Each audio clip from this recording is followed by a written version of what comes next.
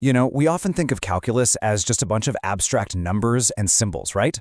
But what if I told you it's actually a toolkit for solving some of the most fascinating puzzles in the universe? We're talking about everything from finding the absolute fastest path down a slide to uncovering paradoxes that seem to break reality. Let's dive in. So, our journey starts with what seems like a pretty simple challenge. How in the world do you measure the exact length of a wiggly curve? A ruler's not going to cut it, and this question, believe it or not, leads us to some really deep and surprising places. Okay, picture this. You've got a bead on a wire, and you want it to slide from a high point to a low point using only gravity. The big question is, what shape should that wire be to get the bead there in the absolute shortest amount of time? Now, your first instinct, and mine too, is probably a straight line, right? It's the shortest distance between 2 points. But then there's this other option, this weird-looking curve called a cycloid. It's the path a dot on a rolling wheel would trace out. It's definitely a longer path, but maybe it lets the bead pick up speed way faster at the beginning. So which one wins the race? See, to figure this out for real, we can't just guess. We need a precise, mathematical way to handle curves. We need a tool that can tell us the exact length of any curved path we throw at it. And that, my friends, is where calculus swoops in to save the day. The whole genius behind calculus is that it takes these seemingly impossible problems, like measuring a squiggly line, and it solves them by breaking them down into a bazillion tiny, super simple pieces. In our case, those pieces are tiny little straight lines. Here's the big idea.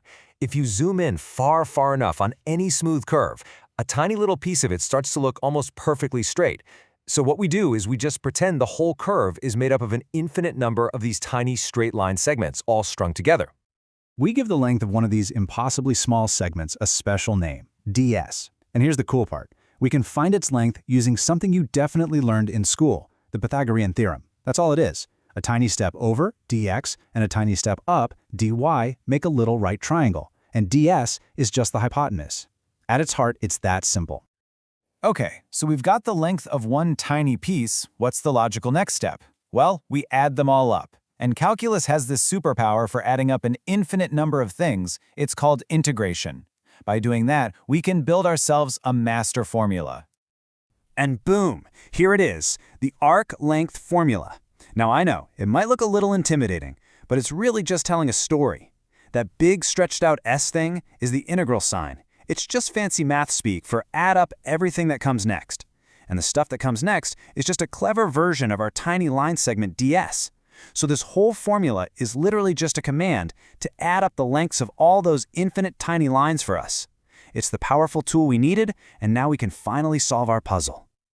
All right, tool in hand, let's head back to the racetrack. We've got our bead, we've got our two competing paths, and now we can calculate the travel time for each one with total precision. So, using some physics and our shiny new calculus tools, we can crunch the numbers and get the exact travel time for both paths. Now, don't get bogged down by the formulas on the screen, just focus on the results. When the dust settles, the math is crystal clear. The time it takes to travel the cycloid curve is just shorter. And get this, the longer curved path, the cycloid, is actually faster. How wild is that? By dipping down really steeply at the beginning, the bead just builds up an insane amount of speed right away, and that more than makes up for the extra distance it has to cover. It's a totally counterintuitive and fantastic result.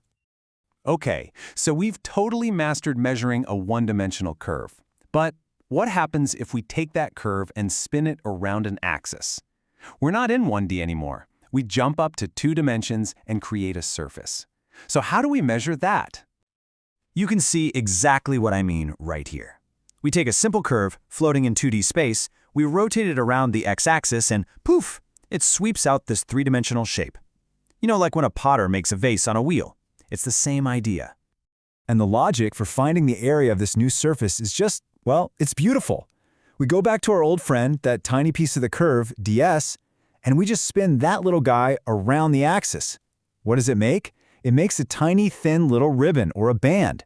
And the area of that band is easy. It's just its circumference times its width, which is ds. All we have to do then is add up the areas of all those infinite little bands. And that process gives us another incredibly elegant formula, the surface area of revolution. Look at what it's doing. That integral sign is just adding things up. And what's it adding? The area of each tiny band, which is its circumference, 2 pi y, times its width, our good buddy ds. It's a direct, beautiful extension of everything we've already done.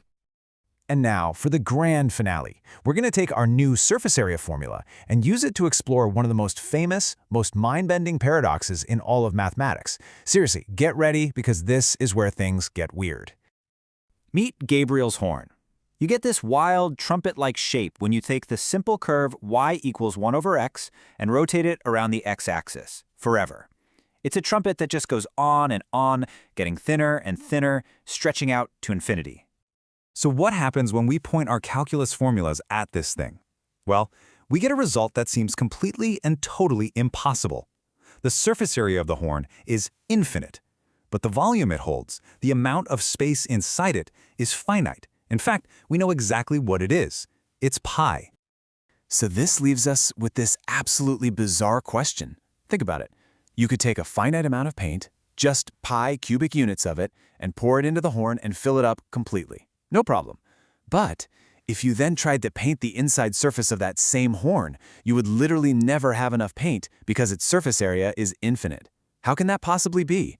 That is the beautiful, paradoxical world that calculus opens up for us to explore.